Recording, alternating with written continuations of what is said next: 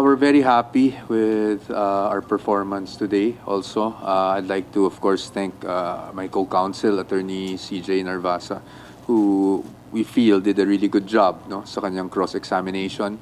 We had targets for today and we can confidently say that we were able to achieve those targets. Marami kaming mga gustong lumabas, di ba? For example, again, I cannot discuss the merits, but at least yung nakita nyo, para factual lang tayo, marami kaming gustong palabasin, like for example, yung extent ng investigation na ginawa, anong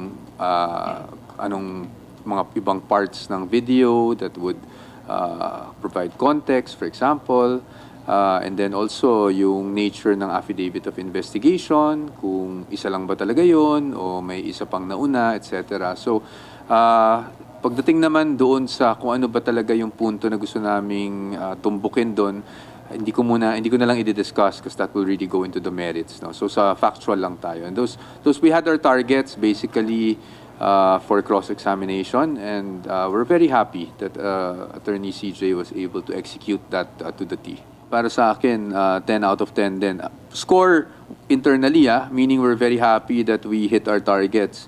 But as to yung scoring on nanalo ba kami today or yesterday or ano, I really don't want to do that. As you can see, ang tanong sa amin kanina is bakit kami object kahapon. And then ngayon nakita nyo rin, puro objection rin ng prosecution.